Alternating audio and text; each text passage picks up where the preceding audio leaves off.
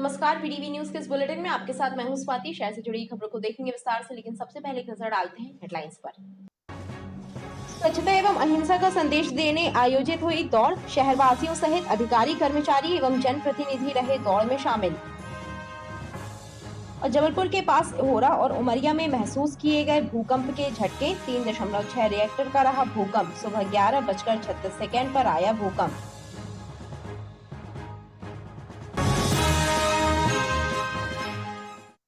जियो और जीने दो का संदेश देने वाले भगवान महावीर की जयंती के मौके पर कमानिया गेट से अहिंसा रन एवं स्वच्छता रन का आयोजन किया गया, जिसमें स्कूली छात्रों, व्यापारियों और शहर के गणमान्य नागरिकों सहित जनप्रतिनिधि एवं निगम के अधिकारी, कर्मचारी भी शामिल रहे।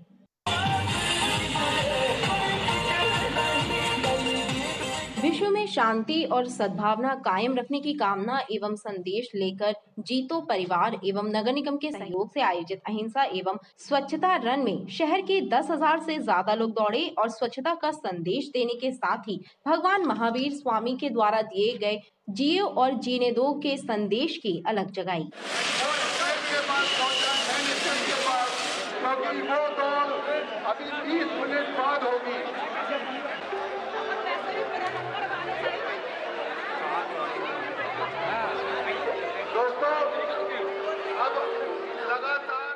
कमानिया गेट से आरंभ हुई अहिंसा एवं स्वच्छता रन में शामिल शहरवासियों, जनप्रतिनिधियों और अधिकारियों ने बताया कि ये आयोजन Guinness book of world record में भी दर्ज होगा, क्योंकि 27 देशों में और 67 जिलों में भी अहिंसा रन का आयोजन हुआ।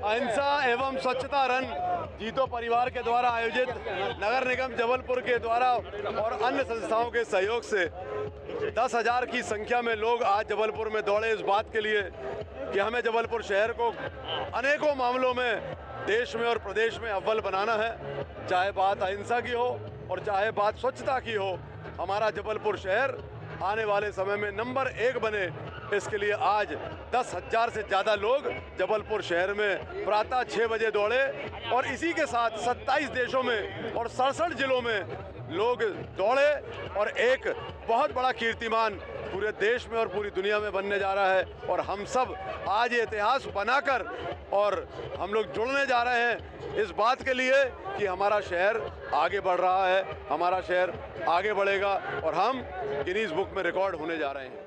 आज बहुत ही अद्भुत कार्यक्रम सुबह आज देखने को मिला। अहिंसा रन के नाम से पूरा जबलपुर आज यहाँ पर कमानिया गेट में दौड़ने के लिए 5 किलोमीटर की दौड़ यह निश्चित रूप से स्वस्थ रहने के लिए, स्वच्छता के लिए और अहिंसा के लिए और शाकाहार रहने के लिए एक अलग तरीके का आयोजन किया गया है। मैं आयोजकों को बहुत बहुत साधुवाद देता हूँ। संस्कारधानी को हमको राष्ट्रीय स्तर पर और प्रदेश स्तर पर स्वच्छता में नंबर 1 पे लाना है। उसी को प्रमोट करने के लिए आज हमारे इस अहिंसा रन का आयोजन किया गया है। मेरी संस्कारधानी के सभी निवासियों को हार्दिक शुभकामनाएं। दौड़ में शामिल गणमान्य नागरिकों में भी खासा उत्साह नजर आया और उन्होंने बताया कि ऐसे आयोजन लोगों को जागरूक करने में कारगर होते हैं। आज यहाँ पे अहिंसा रन और स्वच्छता रन के उपलक्ष्य में यहाँ पे एक दौड़ रखी गई है, 10 किलोमीटर, 5 किलोमीटर और 3 किलोमीटर, और मैं 3 किलोमीटर में दौड़ने वाली हूँ। तो बहुत ही अच्छा लग रहा है, क्योंकि यहाँ पे एक मतलब जैसे बहुत सारे लोग एक साथ दौड़ेंगे ना, तो एक अलग ही माहौल है और इससे हम लोग सब एक्साइटेड हैं। ये रैली कमानिया गेट से 3 किलोमीटर, 5 किलोमीटर और 10 किलोमीटर के लिए रखी गई है। ये 23 कंट्रीज और 67 चैप्टर में एक साथ हो रही है। यह अहिंसा रन जबलपुर के अलावा शहर के लगभग 67 शहरों में और 22 विदेशों में भी हो रही है।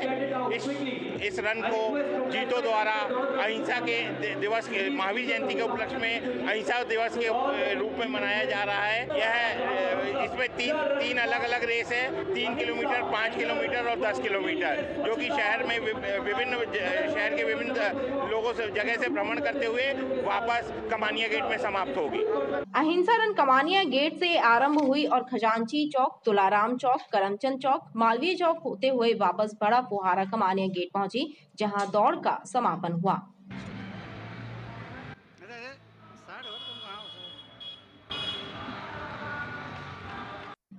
बर्गी हिल्स स्थित आईटी पार्क के 50 उद्योगपतियों पर नगर निगम का 67 लाख रुपया संपत्ति कर बकाया है। इस बकाया राशि को वसूलने के लिए कुर्की की कार्यवाही प्रस्तावित है। 15 दिन की मोहलत के बाद कुर्की करने मौके पर पहुंची नगर निगम की टीम को विरोध का सामना करना पड़ा, जिसके चलते 2 दिनों का समय और दिया गया है।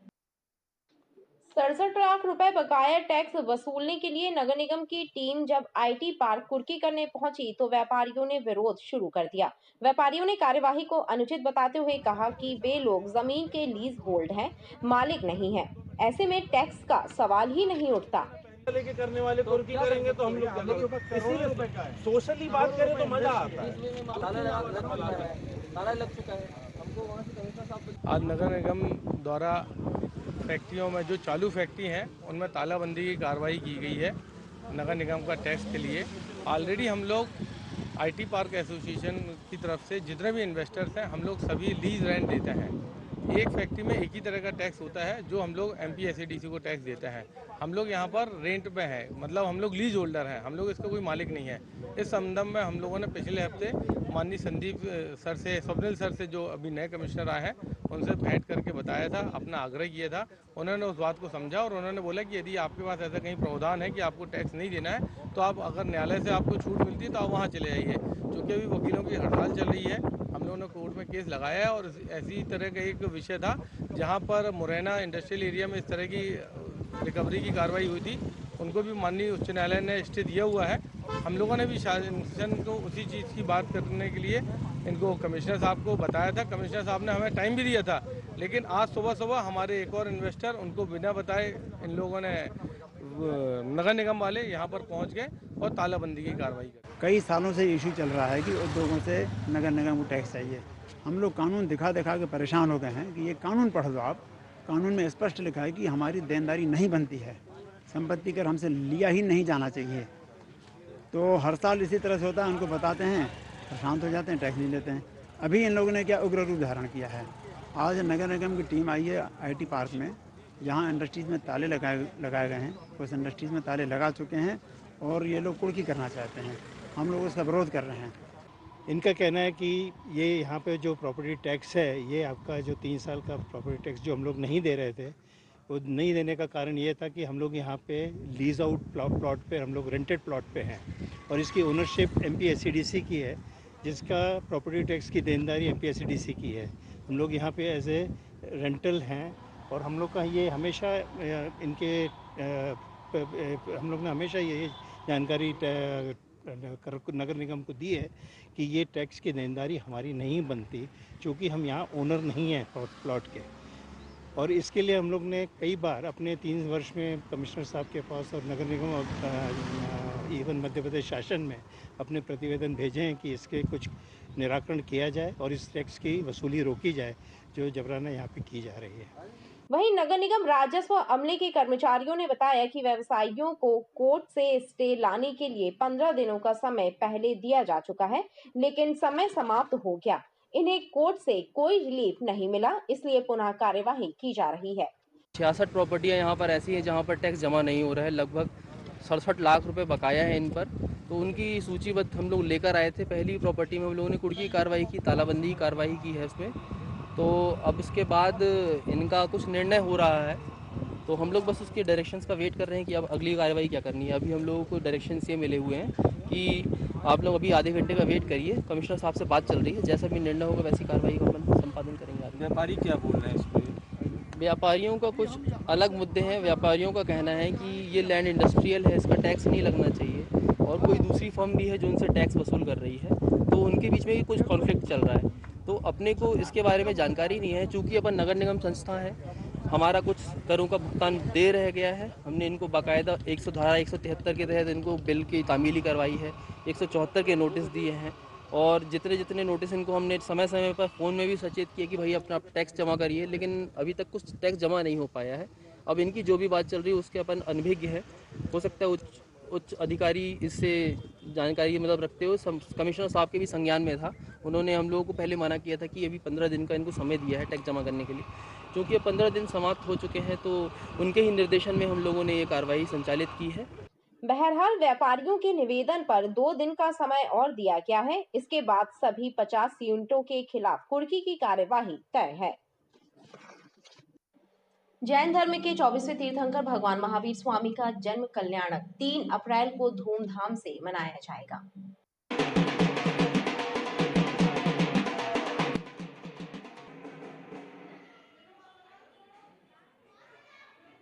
भगवान महावीर स्वामी के द्वारा दिए गए उपदेशों को वर्तमान समय के लिए बेहद प्रासंगिक बताया है। पंडित रोहित दुबे ने महावीर स्वामी की महिमा कारी देते हुए सभी को इस पर्व की शुभकामनाएं दी। सोमवार को भगवान महावीर स्वामी का जन्मोत्सव पर्व मनाया जाएगा। ये 24वें तीर्थंकर के रूप में विख्यात है। प्रथम तीर्थंकर भगवान ऋषभदेव थे। अयोध्या के कुंड नामक ग्राम में आपका जन्म हुआ। 30 वर्ष की अवस्था तक राजपाट किया। इसके बाद संन्यास लिया और 72 वर्ष की आयु में पावापुरी में आपने मोक्ष प्राप्त किया। अहिंसा, अपरिग्रह, सत्य, अस्तेय, ब्रह्मचर्य इनके जीवन के सिद्धांत थे जो आज भी जैन संप्रदाय में पूजे जाते हैं। इन्होंने एक ही नारा दिया था, वह था जियो और जीने दो। और इसी नारे में सब कुछ आ जाता है, क्योंकि हमारे धर्मशास्त्रों में कहा गया है कि एको धर्मा परम श्रेया, क्षमेका शांतिरोत्तमा, विदेका परमा तृप्तिर, हिंसे का सुखावहा। केवल धर्म ही का मार्ग परम कल्याणकारक है। एकमात्र क्षमा ही शांति का सर्वोत्तम उपाय है।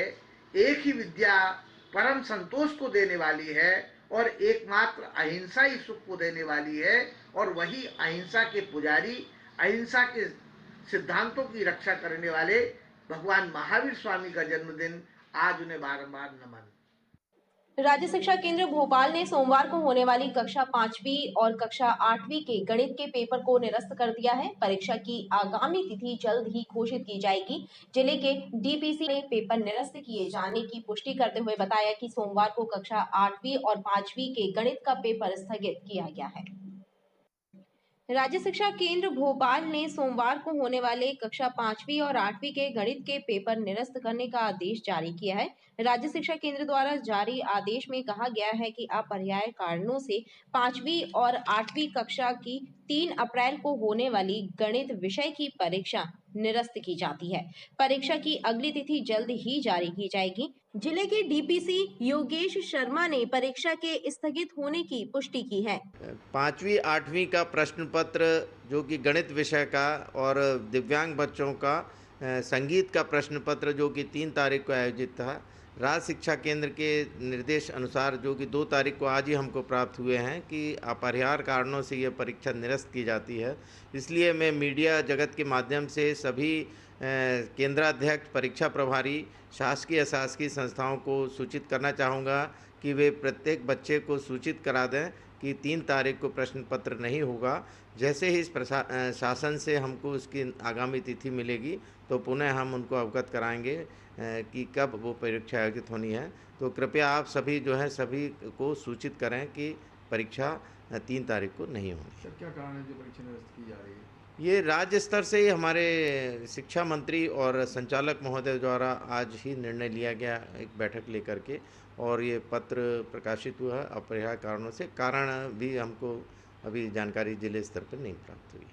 जानकारी के मुताबिक राज्य सरकार ने सोमवार 3 अप्रैल को महावीर जयंती का अवकाश घोषित किया था, जिसके चलते रविवार को परीक्षा स्थगित करने का आदेश जारी किया गया। वहीं एक दिन पहले परीक्षाएं निरस्त होने से परीक्षार्थियों में रोष व्याप्त है। जबलपुर के पास सिहोरा और उमरिया में भूकंप के झटके महसूस किए गए हैं। भूकंप वेधशाला और मौसम विभाग द्वारा प्राप्त जानकारी के मुताबिक सुबह 11:36 पर भूकंप के झटके महसूस किए गए। इस भूकंप की तीव्रता 3.6 रिएक्टर बताई जा रही है।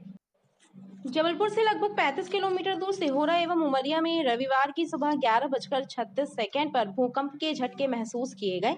भूकंप का एहसास होने पर लोग घरों से बाहर निकल आए। भूकंप का केंद्र धरती के 23 किलोमीटर नीचे बताया जा रहा है। सिहोरा के लोगों का कहना है कि स्पष्ट रूप से उन्होंने झटके महसूस किए हैं। मैं अपने घर में बिस्तर में बैठ के पढ़ाई कर रही थी दीवार से टिक कर, तब मुझे 11 बजे लगभग 2-3 सेकंड के मुझे भूकंप के झटके महसूस हुए थे। तब खिड़की हिल रही थी मेरे घर की और पलंग एकदम से हिलने लगा था। जब तक मैंने बाहर जाने का सोचा तब तक वो झटके मुझे महसूस होना बंद हो गए थे। भूकंपीय वेधशाला और मौसम विभाग के अधिकारियों ने बताया कि यह भूकंप 3.6 रिएक्टर का दर्ज किया गया है। भूकंप का सेंटर जबलपुर के पास रहा। नेशनल सेंटर ऑफ सिस्मोलॉजी में जो आंकड़े प्रसारित किए हैं उसके हिसाब से आज सुबह 11:36 पर एक भूकंप दर्ज हुआ है। भूकंप का जो सेंटर है वो जबलपुर के पास था और इसका एग्जैक्ट जो लैटिट्यूड लॉन्गिट्यूड है 23 डिग्रीज 22 मिनट नॉर्थ और 80 डिग्रीज 40 मिनट्स ईस्ट, और इसकी रिक्टर स्केल पर जो तीव्रता थी वो 3.6 थी और जमीन से ये 23 किलोमीटर नीचे इसका एपिसेंटर था और इसका प्रभाव जबलपुर और उमरिया डिस्ट्रिक्ट में भी दर्ज किया गया है। भूकंप को लेकर किसी प्रकार की कोई जनहानि की सूचना अब तक नहीं है। हालांकि भूकंप के झटकों ने एक बार फिर लोगों को चिंता में डाल दिया है। मेडिकल कॉलेज गेट के सामने जमे अतिक्रमण आवागमन व्यवस्था को चौपट कर रहे हैं, लेकिन जिम्मेदार विभाग और अधिकारी ध्यान नहीं दे रहे। बेजा कब्जों के कारण जाम लगता है, एक्सीडेंट होते हैं, इसके बावजूद संबंधित विभाग मूक दर्शक बने हुए हैं। मेडिकल कॉलेज के गेट के सामने सड़क और फुटपाथ पर कब्जा करके लगाई जा रही दुकानें आवागमन को बाधित कर रही हैं। अतिक्रमणकारियों की मनमानी मरीजों और उनके परिजनों पर भारी पड़ रही है, लेकिन नगर निगम का अन्य क्रांति विभाग और यातायात पुलिस सब कुछ जानकर भी अनजान बनी हुई है। शायद उन्हें यहाँ किसी बड़े हादसे का इंतजार है। खास बात यह है कि इन दुकानों पर दिन भर असामाजिक तत्वों का अड्डा रहता है, जो कई तरह की गैर कानूनी गतिविधियों में शामिल रहते हैं। इसके बावजूद असरों से बचे रहते हैं। अग्नि हादसों को लेकर स्वास्थ्य विभाग और निजी हॉस्पिटल संचालक गंभीर नहीं है। आधे से ज्यादा हॉस्पिटल संचालकों ने नगर निगम से अब तक फायर सेफ्टी सर्टिफिकेट नहीं लिया है और स्वास्थ्य विभाग के अधिकारी इस ओर ध्यान भी नहीं दे रहे। 1 अगस्त 2022 को चंडाल भाटा स्थित एक निजी हॉस्पिटल में हुए भीषण अग्निकांड के बाद प्रदेश सरकार ने स्पष्ट आदेश जारी किया था कि सभी निजी हॉस्पिटल को नगर निगम से फायर सेफ्टी सर्टिफिकेट लेना जरूरी है। इसके बिना मान्यता नहीं मिलेगी, मान्यता रद्द कर दी जाएगी। 8 महीने बीत जाने के बाद भी आधे से ज्यादा हॉस्पिटल बिना फायर सेफ्टी प्रमाण पत्र के चल रहे हैं। जिम्मेदार अधिकारी इस ओर ध्यान नहीं दे रहे। 100 से ज्यादा निजी हॉस्पिटल जबलपुर में संचालित हैं, लेकिन बामुश्किल 50 के पास भी फायर सेफ्टी सर्टिफिकेट नहीं है।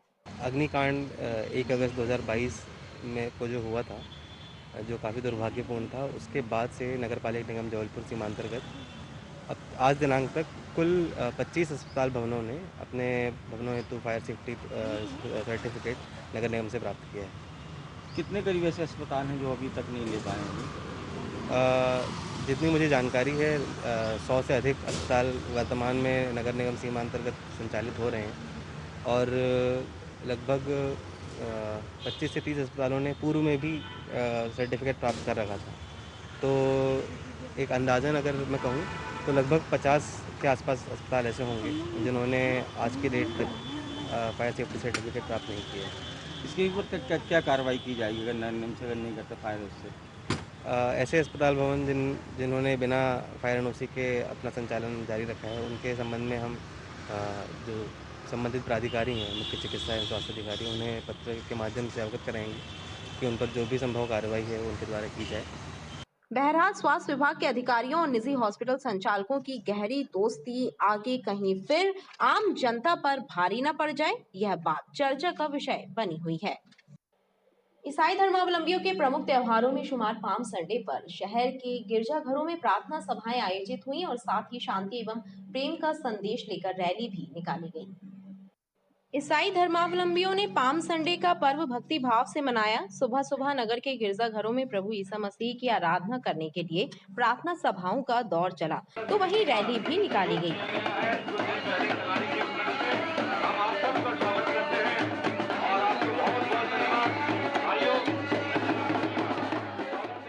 इस पाम संडे के उपलक्ष्य में प्रभु यीशु ने यरूशलेम में प्रवेश किया और प्रवेश करने का ये कारण था कि वहाँ के लोगों को उद्धार मिले।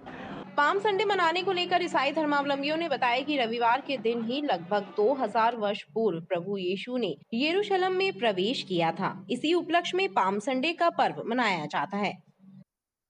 सर्वोदय नगर आगा चौक में स्थित शराब दुकान आखिरकार हट गई। दुकान हटने से क्षेत्रीय जनता ने खुशी जाहिर की है। गौरतलब है कि शराब दुकान को हटाए जाने की मांग को लेकर क्षेत्र की महिलाओं ने लगातार आंदोलन किया था।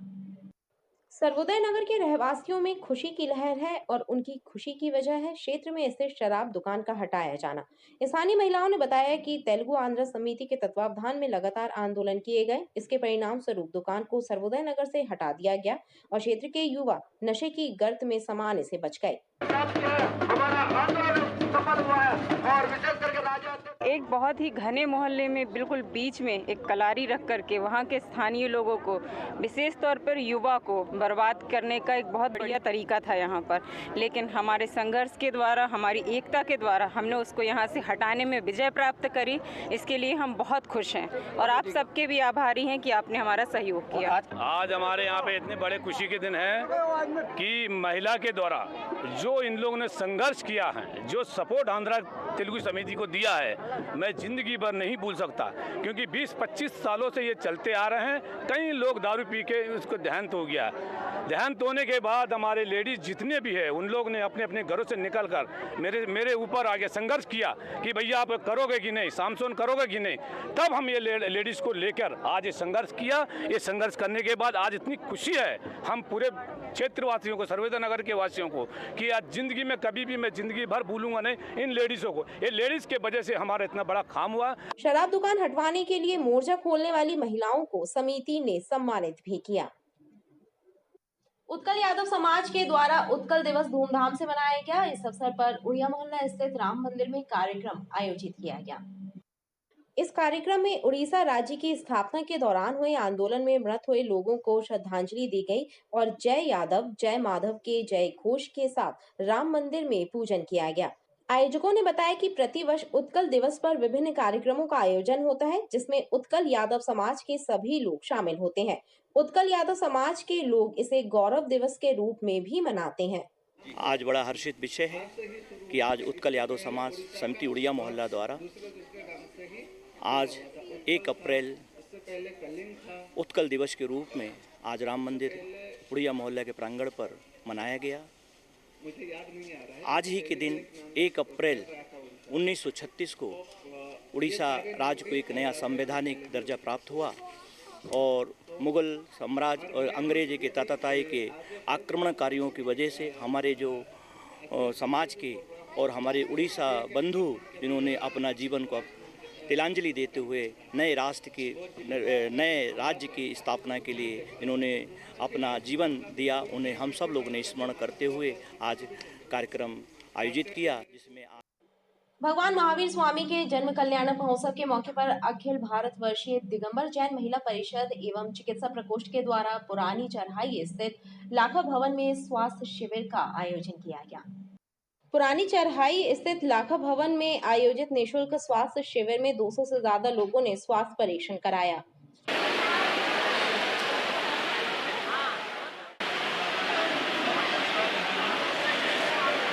आयोजकों ने बताया कि भगवान महावीर स्वामी के जन्म कल्याणक महोत्सव के उपलक्ष्य में समाज सेवा के उद्देश्य से इस शिविर का आयोजन किया गया है, जिसमें 2 दर्जन से अधिक जांचें की गई और मरीजों को उचित परामर्श दिया गया। दिगंबर जैन महिला परिषद एवं चिकित्सक प्रकोष्ठ के द्वारा एक स्वास्थ्य शिविर लाखा भवन में रखा गया है।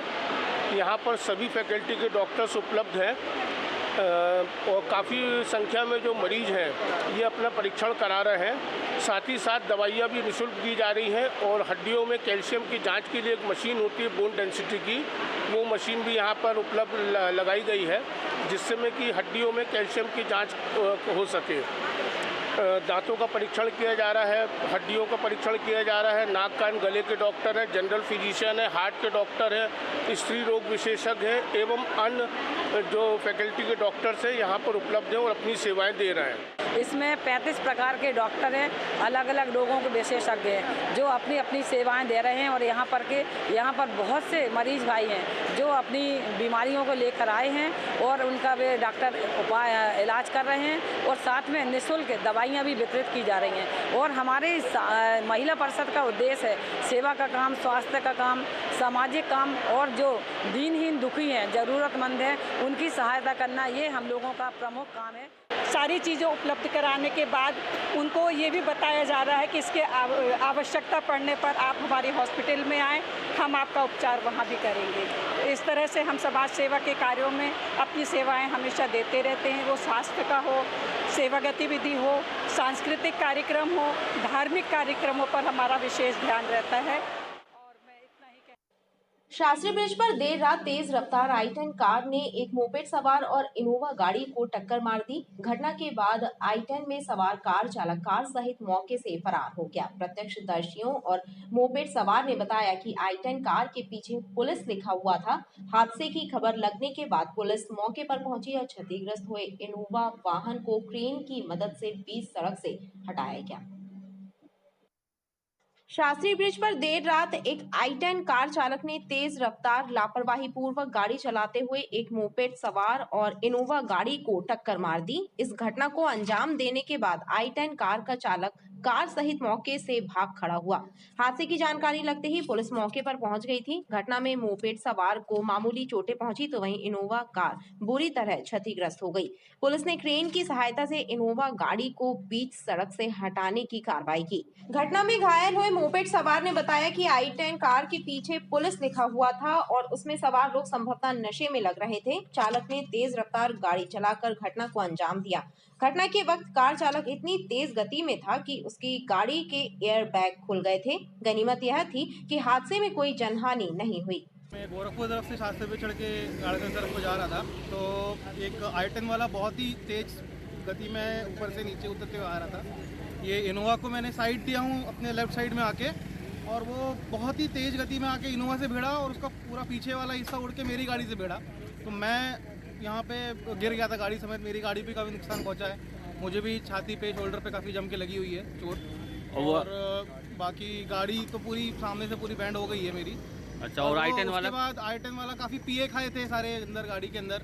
एयर बैग भी खुल गए थे उसके गाड़ी के, लेकिन फिर भी वो गाड़ी ये कह के कि साइड में लगाता हूँ और गाड़ी लेके भाग गया।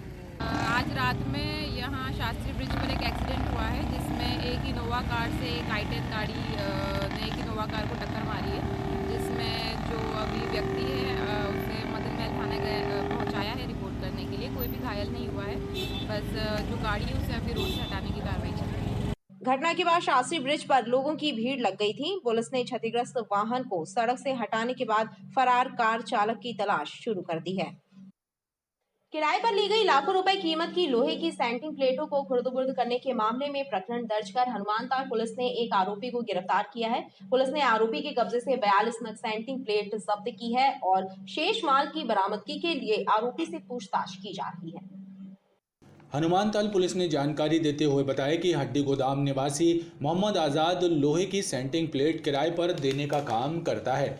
उसने लिखित शिकायत देकर बताया था कि अगस्त 2022 में गोरा बाजार कचरवारा निवासी अमित चौधरी एवं अमित के साथी साहिल खरे को 240 नग सेंटिंग प्लेट किराए पर दी थी, जिसका ना तो उन्होंने किराया दिया और ना ही सेंटिंग प्लेट वापस की।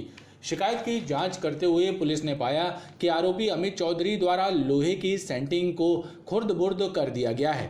इस मामले में धारा 406 का मामला पंजीबद्ध कर आरोपी अमित चौधरी को गिरफ्तार कर 42 नग सेंटिंग प्लेट जब्त की गई हैं। इसके द्वारा जो है पूरी सेंटिंग किराए पे ली गई और पैसों की आवश्यकता पड़ने पर उन सेंटिंग को अलग अलग जो है कबाड़ियों द्वारा बेच दिया गया और वो पैसा उसने खुर्द-बुर्द कर लिया था और इसके पास से 120 सेंटिंग जब्त की गई हैं और जिन कबाड़ियों को बेचा है उनके पास से भी बरामदगी का प्रयास कर रहे हैं। आरोपी फ़िलहाल जो है इसके बारे में पता किया गया है तो इसका पूर्व रिकॉर्ड तो नहीं है, किंतु यह अन्य जगह भी ऐसा ही कुछ कृत्य किया है कि सेंटिंग किराए पे लिया है और वहाँ पे दिया नहीं है। इस प्रकार के हम आवेदन और प्राप्त कर रहे हैं तो इसमें और आगे विवेचना की जाएगी।